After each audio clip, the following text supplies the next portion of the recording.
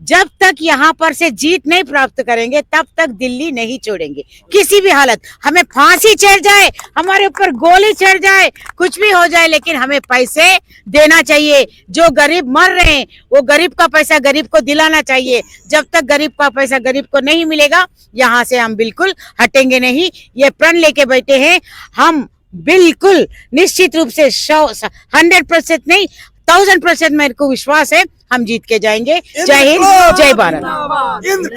जिंदाबाद। ये इस भीषण ठंड में हम लोग बिल्कुल अपना हौसला कहीं से भी नहीं खोए हुए हैं, बराबर बैठ रहे हैं। आप देखिए मौसम दिखा दीजिए जरा चारों तरफ का कितना कोहरा है, ठंड इस कदर है, लेकिन फिर भी हम अपने हम लोग कहीं से हार मानने वाले नहीं हैं। वाकई में आप हमारी संख्या बल पे नहीं जाइए, इतनी संख्या क्या कर लेगी ये तो यहाँ के नेताओं को भी नहीं मालूम होगा और देश के मंत्री और गृह मंत्री लोगों को भी नहीं मालूम होगा।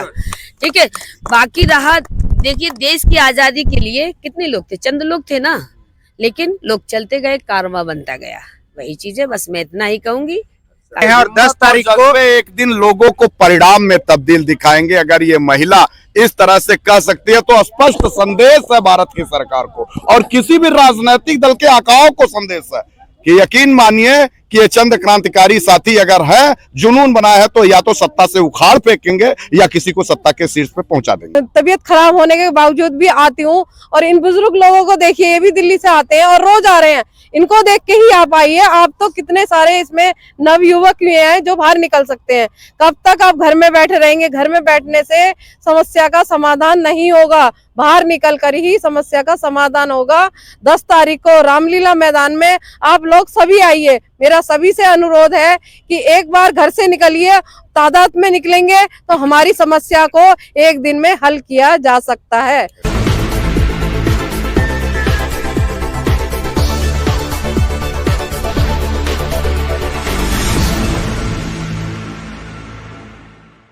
लाइव में आपका स्वागत है। अभी हम दिल्ली के रामलीला मैदान में हैं और यहाँ पे जो सहारा पीड़ित हैं, वो सहारा के जो कार्यकर्ता हैं, जमाकर्ता हैं, उन आज इतनी ठंड में दिल्ली में 6 डिग्री और 7 डिग्री का टेम्परेचर है, फिर भी ये लोग महिला पुरुष जो चुनिंदा जो नेतृत्व कर रहे हैं इस आंदोलन का, वो लोग यहाँ पे डटे हुए हैं। और जो महिलाएं जो चुनिंदा हैं, जो जिनको ये कह रहे हैं कि ये चंडी के रूप हैं और ये आंदोलन को एक अलग रूप दे देंगी, उसमें पूजिता जी हैं जो साउथ से हैं, तेलंगाना से, और इनका जो रूप है वो जंतर मंतर पे अभी देखा आप लोगों ने। और जैसा कि इन्होंने अपनी बात रखी, अब आगे इस ठंड में आप वहाँ से लगातार डटी हुई हैं, आगे क्या प्लानिंग है आपका? देखिए हमारे पास तो टेम्परेचर, फर्स्ट ऑफ ऑल ये नवजागरण लाइव, लेकिन मैं इसको नवजागरण लाइफ नहीं बोलेंगे, लाइफ बोलेंगे। लाइफ माने जानते हैं, लाइफ माने क्या जानते हैं? जीवन। ये हमारी जीवन है, क्योंकि हमको हमारा जीवन को इसमें दिखा रहे, हमारा जान इसमें है। अगर आप हमें नहीं दिखाएंगे ना तो हमारी आवाज जिन तक पहुंचना नहीं पहुंचता ना, तो हमारा ये जो करना भी बेकार है। तो ये हमारी लाइफ है। तो नवजागरण लाइफ को मैं तहे दिल से समूचे भारत के ओर से नमन कर रही हूँ, सर झुका के। और हमारे पास जो टेम्परेचर रहता, ये तो हर ये समय में 32 से लेकर 36 तक रहता, लेकिन यहाँ का माहौल ऐसा है 5 डिग्री है। तो ये टेम्परेचर को हमारे पास सहन करने की शक्ति भी नहीं है, लेकिन ये शक्ति तो हम आंदोलन दे चुके हैं। ये शक्ति ना अभी माइनस डिग्री में भी चले जाएंगे ना तो कुछ भी नहीं, हमारे पास तो कुछ प्रभाव ही नहीं दिख रहा। हमारे अंदर इतना गर्मी है, तो हम चाहते हैं कि ये गर्मी से कब मुक्ति प्राप्त हो गया, हमको ये गर्मी से कब मुक्ति प्राप्त होगा। और दूसरी बात क्या है कि अभी मेरे पीछे समूचे साउथ है, पूरा south, Kerala, Karnataka, Tamil Nadu, Andhra Pradesh, Telangana, part of Maharashtra, माने 6 प्रदेश मेरे पीछे हैं। 6 प्रदेश का आबादी कितनी है मालूम? हमारे सहारा का इन्वेस्टर्स का मोर देन 2.5 करोड़, 2.5 करोड़ है। तो 2.5 करोड़ कोई मामूली बात नहीं है भाई। 13 करोड़ निवेशक है भारत के, अभी पूरे सहारा के। यहाँ पर 2.5 करोड़ की नेतृत्व कर रही मैं, तो ये अमूल्य बात है। मैं अकेली बात होती, ये 2.5 करोड़ के पीछे मैं हूँ, 2.5 करोड़ के पीछे मैं नेतृत्व कर रही हूँ।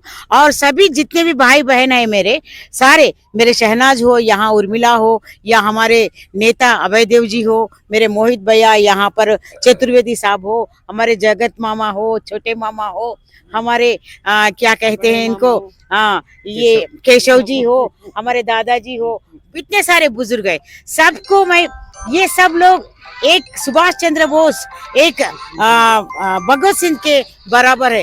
ये क्या कोई कमी नहीं है भाई, करो या मरो, हमारा एक ही मकसद है। हम जब तक यहाँ पर से जीत नहीं प्राप्त करेंगे तब तक दिल्ली नहीं छोड़ेंगे किसी भी हालत। हमें फांसी चढ़ जाए, हमारे ऊपर गोली चढ़ जाए, कुछ भी हो जाए, लेकिन हमें पैसे देना चाहिए। जो गरीब मर रहे हैं वो गरीब का पैसा गरीब को दिलाना चाहिए। जब तक गरीब का पैसा गरीब को नहीं मिलेगा, यहाँ से हम बिल्कुल हटेंगे नहीं। ये प्रण लेके बैठे हैं हम, बिल्कुल निश्चित रूप से 100% नहीं 1000% मेरे को विश्वास है, हम जीत के जाएंगे। जय हिंद, जय भारत। जैसा हमारे साथ दिल्ली से उर्मिला जी हैं, और जबकि ये बीमार हैं, इन्होंने बताया था जंतर मंतर अपने उसमें कि डॉक्टर ने इनको मना किया है ओपन घूमने का, लेकिन फिर भी इस आंदोलन में ये डटी हुई हैं ऐसी ठंड में। इनसे जानेंगे। धन्यवाद नवजागरण, आपको मैं धन्यवाद करती हूँ कि हमारी आवाज को आपने जन जन तक पहुंचाया। नहीं तो हम जंतर मंतर पे क्या, रामलीला मैदान कहीं भी बैठे रहते, हमारी आवाज लोगों तक नहीं पहुंच पाती। नव जागरण का मैं धन्यवाद करती हूँ कि हमारी आवाज को दूर दूर तक सभी लोगों को पहुंचाया। उन सभी लोगों से मैं ये कहना चाह रही हूँ, जो भी इस वीडियो को देख रहा है, प्लीज हमारे साथ आइए और इस आंदोलन को बड़ा करिए। मैं दिल्ली से इतनी तबीयत खराब होने के बावजूद भी आती हूँ, और इन बुजुर्ग लोगों को देखिए, ये भी दिल्ली से आते हैं और रोज आ रहे हैं। इनको देख के ही आप आइए। आप तो कितने सारे इसमें नवयुवक हुए हैं जो बाहर निकल सकते हैं। कब तक आप घर में बैठे रहेंगे? घर में बैठने से समस्या का समाधान नहीं होगा, बाहर निकल कर ही समस्या का समाधान होगा।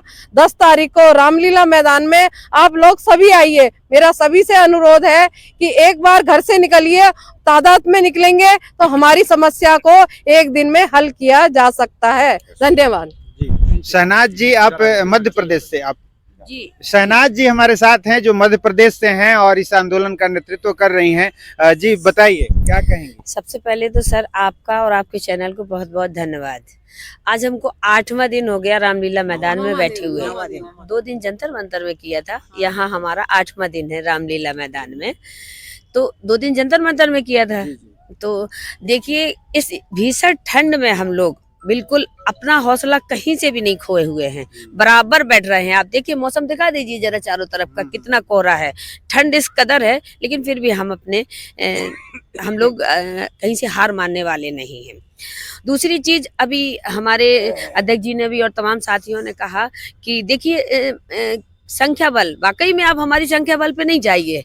इतनी संख्या क्या कर लेगी, ये तो यहाँ के नेताओं को भी नहीं मालूम होगा, और देश के मंत्री और गृह मंत्री लोगों को भी नहीं मालूम होगा।